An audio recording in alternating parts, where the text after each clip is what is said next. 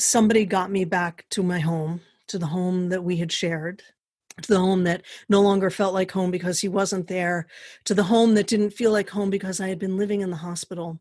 Someone helped me undress and shower and stayed in there so when I fell down crying, they could sit down in the water and hold me.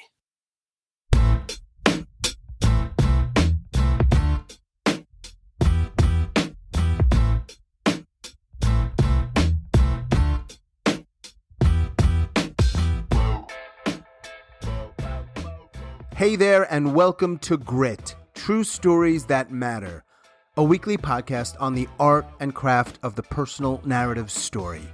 Each week, my partner Kurt and I will tackle one question and answer it as best we can to help you craft and tell better, more engaging, more relatable, and more memorable stories. True stories, personal stories, grit stories.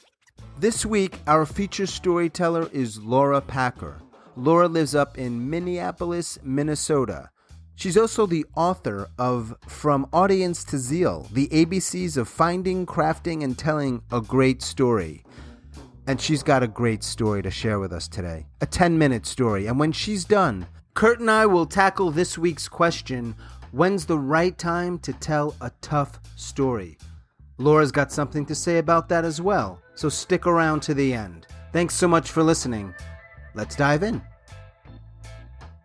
I have never been one of those people who cries in airports. You know those scenes at the beginning and end, I think, of Love, Actually, when everyone is bawling in the airport as they say goodbye or bawling as they say hello. You know, I watch it and I understand the emotions behind it, but that's just not me. But there I was. I was crying in the airport. And this was not just a little sniff. This was a big, ugly, face red, tears screaming, snot running, breath choking kind of cry. Let me tell you what led up to that. 2 weeks earlier, I was in the hospital where I had basically been living for many weeks because 69 days before that 2 weeks notice, my husband had been diagnosed with pancreatic cancer. And 69 days after that diagnosis, 2 weeks before I was crying in the airport, he died. And when he died, this sound came ripping out of me.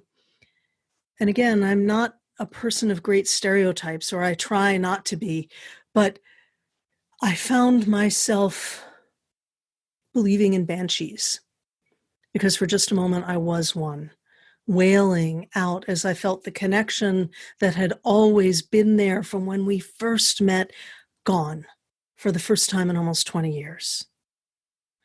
And after he died, somebody got me back to my home, to the home that we had shared, to the home that no longer felt like home because he wasn't there, to the home that didn't feel like home because I had been living in the hospital. Someone helped me undress and shower and stayed in there so when I fell down crying, they could sit down in the water and hold me.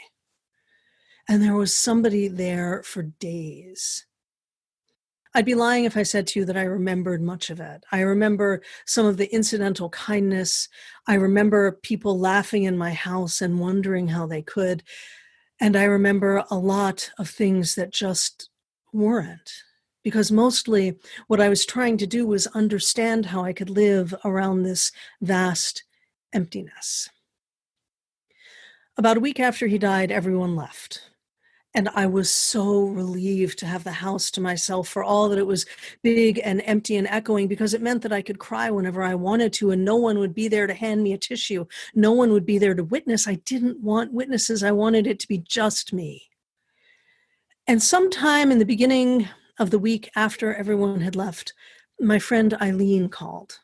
Now, Eileen and I have been friends for years. She is one of the people who helped me through some of the difficult times, though not this one. And I had certainly helped her through some of her difficult times. She called me up and all she said was, "Hi, hon." And I started wailing again. But unlike almost everybody else, she just sat there and waited with me, occasionally made little noises so I knew that she was there. And she just listened while I cried. And when I finally cried myself out, she said, "Grief is a bitch, isn't she?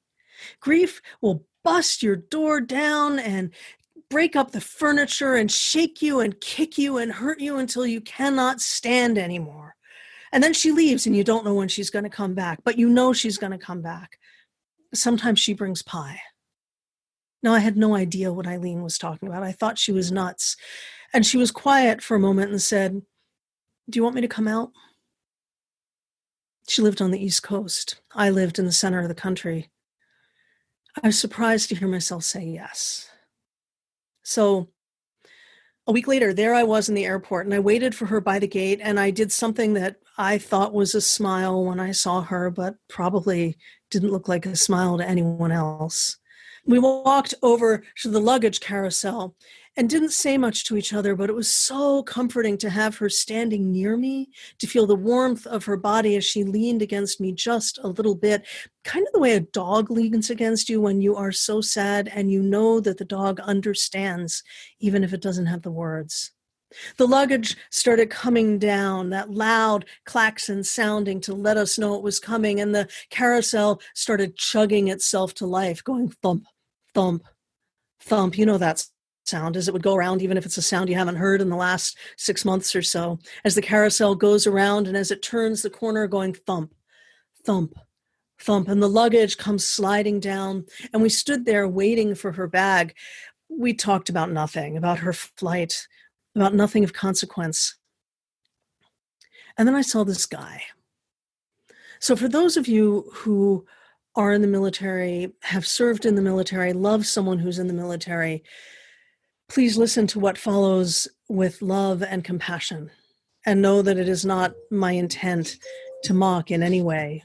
It was just who I was in that moment. There was this guy, dressed in his fatigues, tall and young, and I'm sure fit, with a very stern expression on his face, from top to toe in camouflage. His boots matched his pants, which matched his jacket, which matched his hat.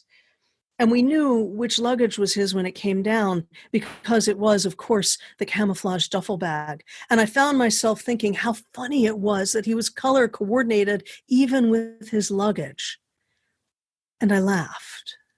Not loud, just a little chuckle, the way you do when you think something that amuses you. I looked at Eileen, and she looked at me with her eyes bright with tears and a smile on her face. I knew she had seen him too. And all of a sudden, I realized that I had laughed. And I slapped my hand on my mouth, because how could I laugh when the man I love was dead? And I burst into tears. Eileen dropped her luggage. She wrapped her arms around me, and it was not a pretty cry. And you know how it is when you cry in public spaces. It's like ripples expand around you, pushing all the people away. And soon we had our own little corner of the airport to ourselves. When finally I was done crying for the moment and had her shoulder was sodden with tears and with snot, we drove back to the house. I don't remember much about that visit. I remember Eileen sitting with me and not saying very much, but I remember very little. I know we did some stuff, but that's the way it was. I remember so little of those early days. Grief is all encompassing. It becomes everything. The vastness of the emptiness is the whole world, and all you're doing is orbiting that emptiness because there's nothing else to do. So I don't remember much. I remember some people trying to tell me how to grieve. "Oh, you'll be fine in a year," they said. And I remember smiling, something that might have been a smile, and nodding and really thinking, fuck you. And I remember some people not telling me how to grieve, but just sitting with me or telling me that they were sorry and they didn't know what it was. And I remember being so grateful that they didn't know. I didn't want them to know. No one should know. I remember learning how to ration crying so I could stop before I would throw up, and I could drink some water, enough water that I would get rehydrated and cry again. I even wrote out a little timetable of myself. At one point, my grief counselor suggested that I schedule in crying. And I tried that too, though that didn't work so well for me. I remember solace that was all well-intended. So much of it wasn't helpful. I remember someone yelling at me when I noted on Facebook the days and weeks and months that he had been gone. Don't you know you're just making it worse? And I remember the unwelcome moment when I realized that maybe eventually I would be some version of okay again. But honestly, I've forgotten so much because that's what grief does. She kicks in the door, she breaks down the furniture, she busts the place up, she beats you up until you cannot remember anything but that she was there. I have forgotten so much. But I do remember this. If we are lucky, we get to grieve like that because it means that we have loved like that. And if we are luckier still, we learn how to live around that vacancy, though it never goes away. It's been 6.5 years now, and I have to tell you, it hurts just to say that. I have new love in my life. My life has continued. I have learned how to live around that vacancy, and I am definitely some version of okay. It has softened. She still comes to visit. But now I remember my husband's smile, as well as the pain that he was in and the pain of his loss. And even though the memory of those first years are gone, I remember Eileen sitting there with me. And I remember the pie. Our feature storyteller, Laura Packer. Thank you, Laura. Next up, Kurt and I tackle that question, when is the right time to tell a tough story? And when we're done, Laura will answer that same question. Let's dive in.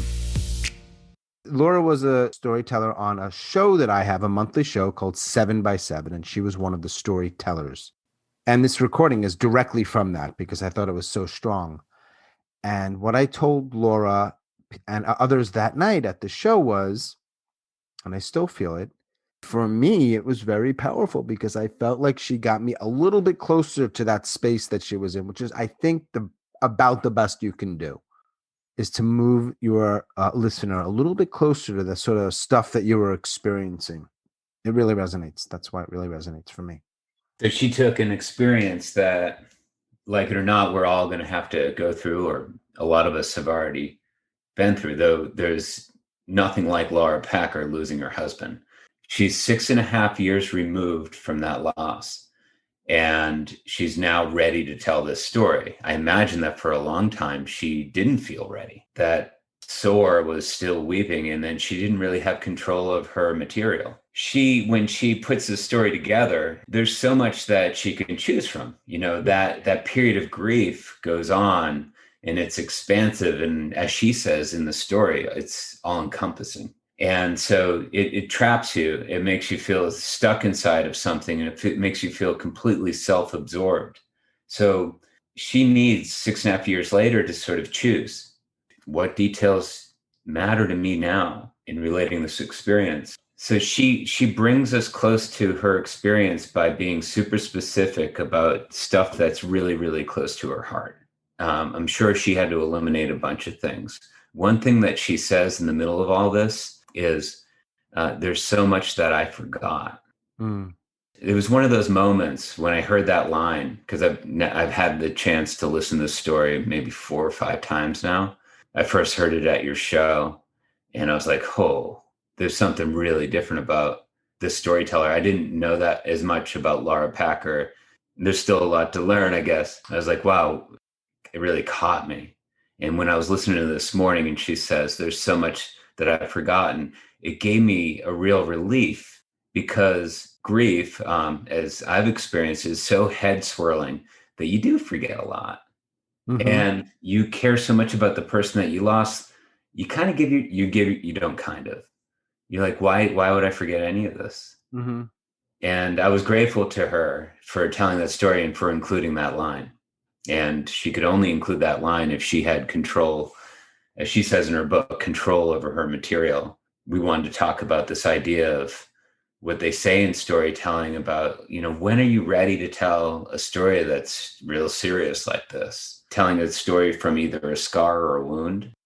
There's nothing wrong with crafting and telling a story to a couple friends about some experience that recently happened. I think we're talking about something maybe a little broader, more public, perhaps. We've touched on this at some points in a couple other episodes as to what happens typically for most people when they're writing from or telling from a wound, what it sounds like and why that doesn't work. Because it's a tricky one. It really is a tricky one because I don't think anybody's saying that those feelings or don't matter or don't count or should not be communicated. We're really getting quite specific here about a certain thing that we and this podcast are all about, which is a personal narrative story, typically for public consumption, not always. When you're telling something that just happened or happened recently to friends and family, because they know you and they know who you were before this thing happened. And so there's so much that they can just tell from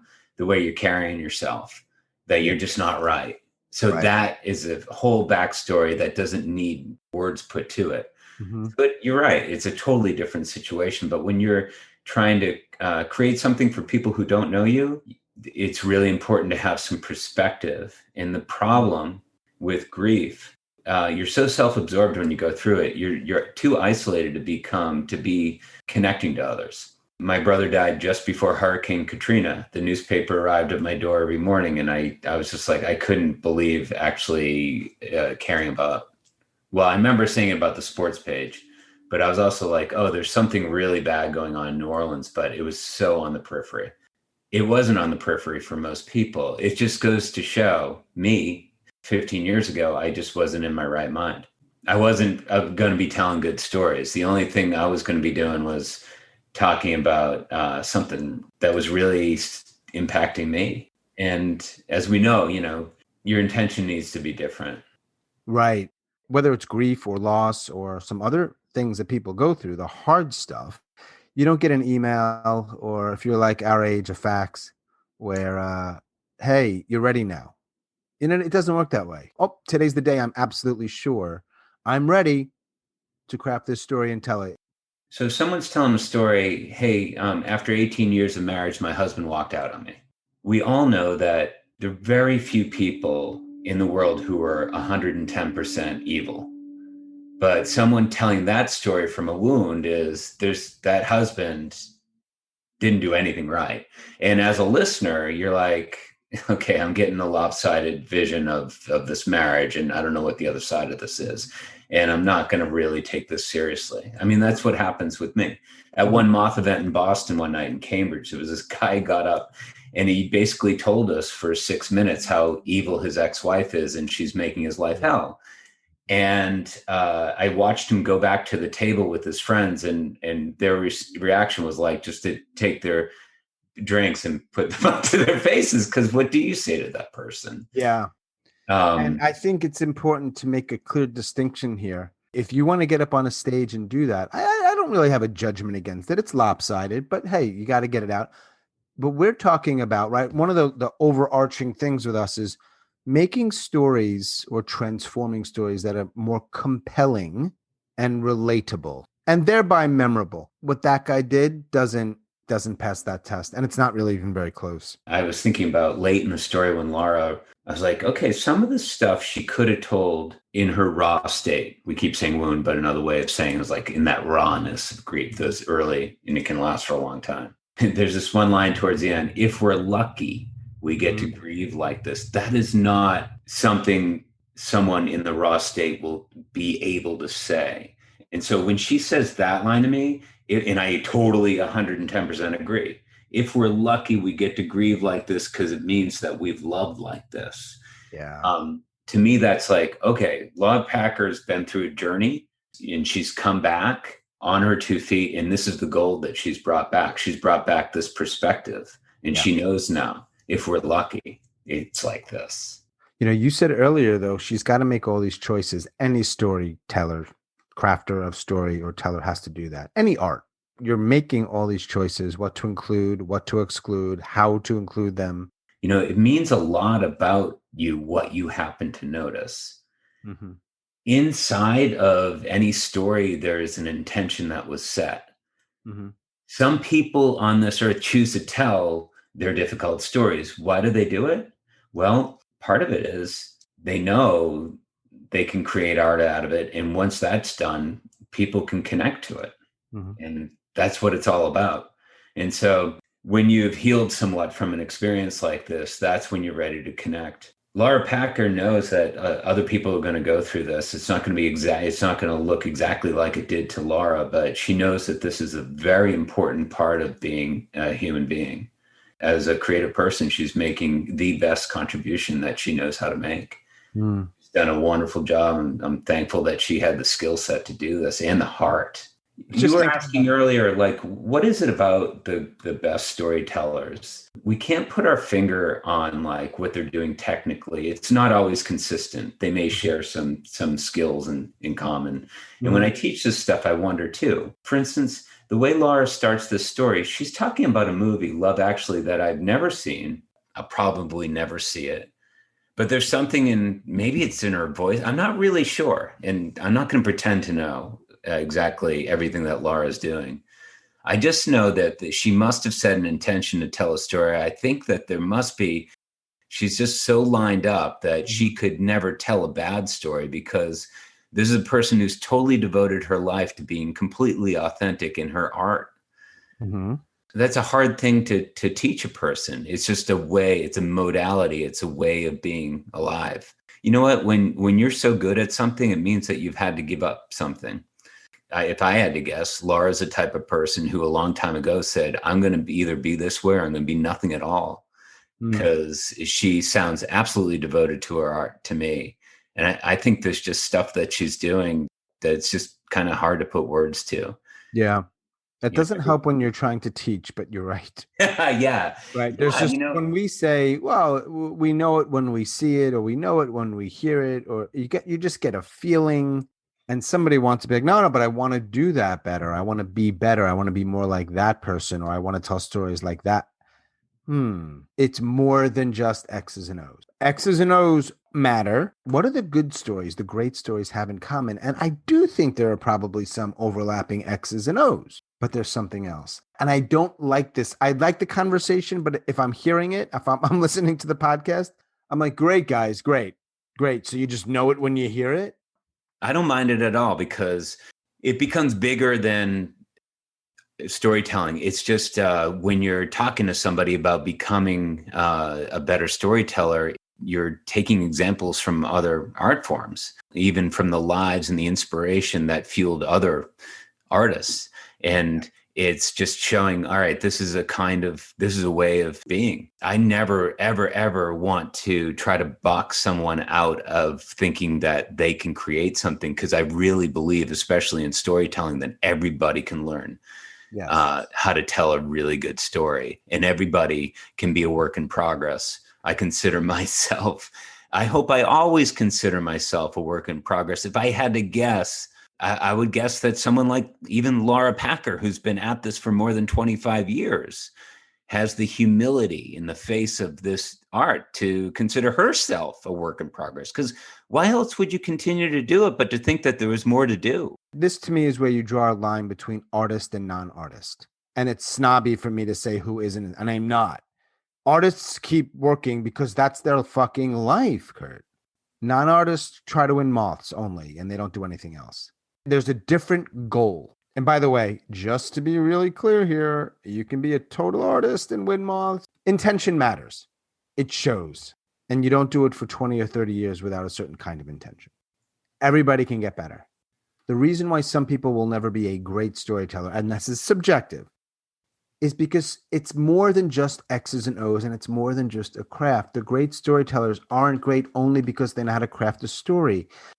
It's the way they're living their life, essentially. It's the lens in which they exist in the world. And if you don't have certain kinds of lenses, that your stories will never reflect that.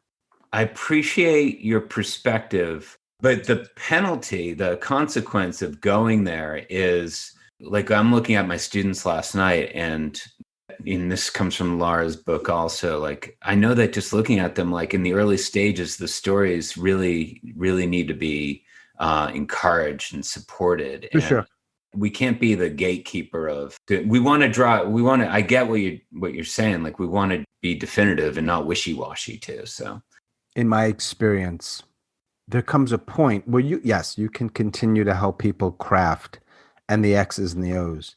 You're right. When someone's new to this, there's a lot they can learn. You got to spend time on the hard part. You really do. What is the story really about? Why are you sharing it? Let us dive in more. And when that starts to come out, and then you add the crafting stuff, that's when you get beauty. Yeah. If you're just focusing on the craft stuff, most people, of course there are exceptions. It's like, it's a good story.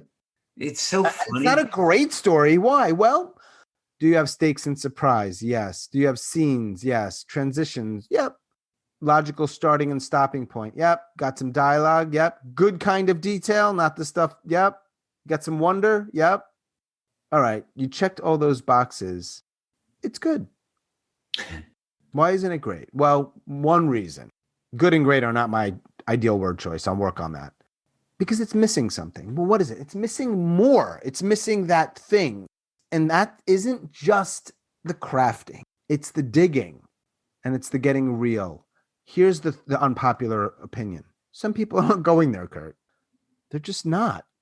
Dig, man. More. And there's a lot of people that just don't do that or don't want to. And so that's how I feel. You're never going to be great at this. What do you say to someone like that? Go play racquetball. I don't know. Go for a walk. Go paint. I just don't care about certain stories. Let me just say it. I don't care. We talked about one of the things that we don't want to talk about on this podcast is how to find stories. That doesn't include once you have an idea for a story or you're getting close to dive in and get to the real heart. That we're all about that. But if you have no stories, you're not trying.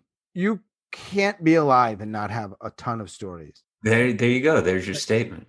But you need to be what is it? It's awareness and perspective and yeah. All right. So I'll share with you one of my goals as a teacher or a quote unquote coach is to be even more honest, to be firm in stuff, like to stand. I already do it, but as I continue on and continue to get better at it, it's really the part where I could get better. It's just having a straight backbone, being strong and being like, that's not doing it. That's right. Way too general. And you're boring me with that. That's the sort of stuff where I feel like coaching or teaching is worth the money. Cause your cousin Sally is not going to tell you that. The one you see 3 times a year, she's going to be like, oh my God, I can't believe you get on stage. You're so brave. Right. I do want to share something that is important. I didn't ask Laura about this. I'd like to. The scar and the wound thing. For a large part of my life, I would have pushed back on that idea. I would have said something like, sure, it's a wound. And if you don't want to hear what I have to say about it, fuck you. That's probably where I would have my angle. Now, I still kind of feel that way sometimes. But what I recognized is it doesn't change people's interest in the story. Like if my attitude is, well, if you don't want to listen, don't listen. That's not particularly inclusive. I'm not creating a space where I got this thing I went through and you might want to hear it. I shared before that 2 years ago, I was in this psych unit at the UNC hospital when I crafted a story. The story was, went to the hospital, stuff happened, and I realized that one of the best mental health facilities in the state of North Carolina is awful. And I believe it still. That hasn't changed.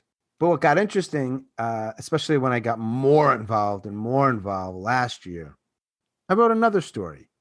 More involved with? Well, really hardcore storytelling stuff. In helping people and inviting people who have had mental health struggles, right? Is that what you're talking about? Yeah, but specifically around mental health stuff, but storytelling in general. Yeah. Like understanding, I knew this, but I guess there was something that crystallized, so to speak, as, oh, no, you had those experiences, but you could have 20 stories around that you could write. It was like a good reminder. Like, yeah, the story about I went to the hospital, this stuff happened, and my takeaway was realizing how shitty the system was. That's a story. It's fine. Sure. Yeah. Some time goes by. I'm spending more time in storytelling circles, and I read another story. I don't remember the exact reason why. Maybe it was for a show that I was invited to speak. I don't remember. Similar events. Framed a little differently, right? Because when you're writing another story, even though there's similar events, because it's a different story, there's things that change. And the takeaway was there was this nurse. and everybody treated me shitty, but not this nurse. And what a difference that made.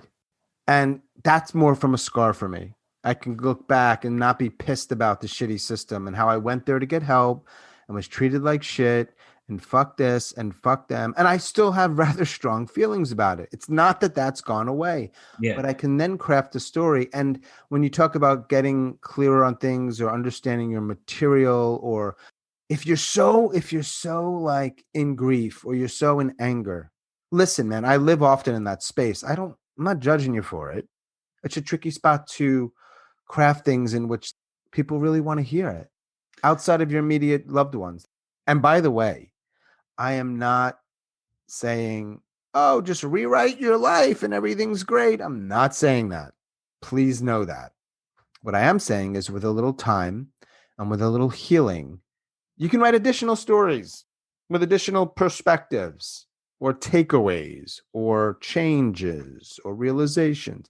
The reason why I know I wouldn't have been able to write that right after is because I didn't write that right after. The story I wrote right after was the story that I needed to write. But nobody really wanted to hear that.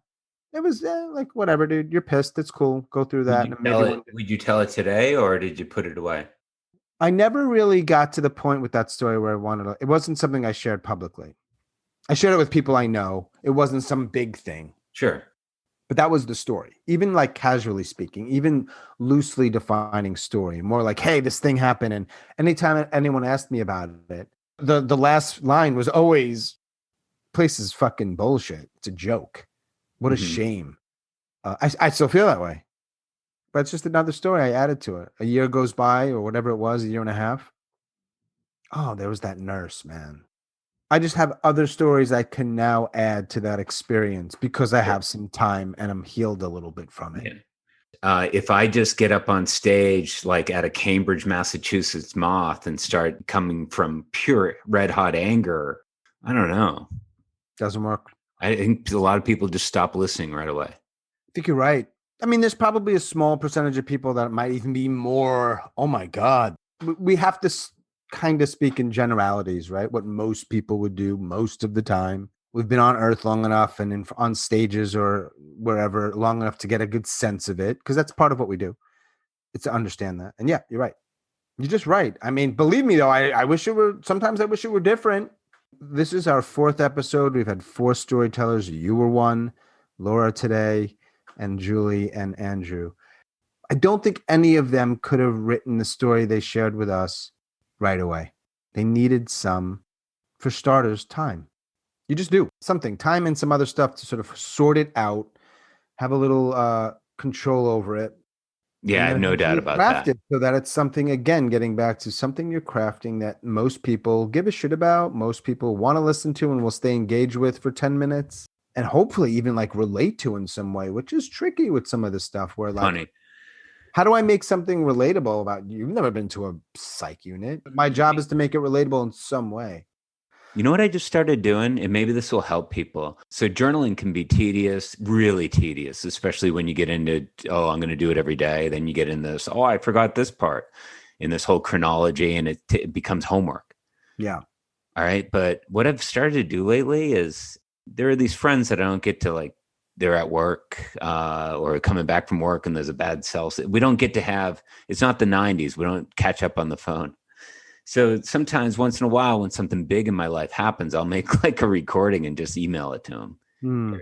Here, enjoy this, or whatever verb you want to use. But they exist also on my phone.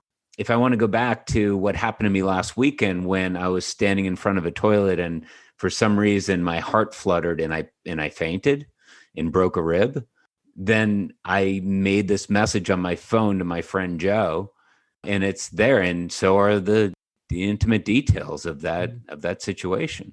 I'm just trying to give another idea to the storytelling community about how you might put down some of these moments. Just to be super clear, we agree, but we don't have to agree. In fact, some people want to see us disagree. That's some of the feedback I've gotten, you know, that we're too agreeable, we're too kind. I don't know what we're going to have. What do you want? What do they want me to just, should I curse at you? Is that what they're looking for? I think they want you to be Morton Downey Jr. and I'm supposed to be like Tim Conway or something. we need tension in stories. Maybe that's a reason why you need tension here. It's the same idea in some ways, but we agree. So sorry, y'all. We both agree that it is generally, what's the word? Fill in the word. Smarter, more logical, more effective, more whatever, to craft and tell a story from a scar or perhaps a wound that has really begun to heal. You got to vent, you got to rant. Here's what I think will happen when you get it out. Maybe, no guarantees, we'll get a little closer to that story. But if you don't do that, it's hard to find that. You don't just magically usually find it. I just had this thought. I might say, hey, Marcia, just make sure you're recording this because there might be something in here that you could use down the road. Perfect. Absolutely. Yeah. Wow, that really sort of encapsulates what we've been trying. You try to capture that white hot moment. You do. And if you skip over it, it's really hard to capture. Sometimes that process of capturing is messy and ugly and loud. I would love to see more storytelling communities and more storytelling groups. And I'm sure they're out there. I don't obviously know everything. Oh, man, embrace that. Embrace what? Somebody's going through something. It would be very easy for me in that scenario, that role, that thing you just said, for me to say, Marcia, that's a wound. So let's revisit that when you've got some time. So not only is Marcia in a bad way, but she's being condescended to. And you could make a valid argument. Well, this isn't the right space for that, Marcia. You signed up for a story class, not therapy, not to yell and rage. So get your shit together and we'll talk about something else. I could understand that train of thought. It's just not really how I am. But you believe in people. You believe that somewhere inside the 6-minute rant, there's going to be something Marcia could use 6 months from now when she's able to better put it all together. Yeah, Keep coming back, Marcia. Keep coming back. For sure. You want great stories? They take time. Marcia works with her stuff, gets it out, and then she uses some of the things, the tools, the X's and the O's, and she puts those together. Mm-hmm. That's when you have a really good story. There you go. So now we're back at the scar. So we've gone from wound to scar in your workshop. See? That's a good name for a workshop. And I'd love story to have more of that. I'd love communities and groups to have more of that. To have better listeners? Yeah, and to encourage it. No one should be discouraged from doing this at all. No one should be told you need to go talk to your therapist. People should be listened to, heard out. Absolutely. And once again, Kurt and I agree.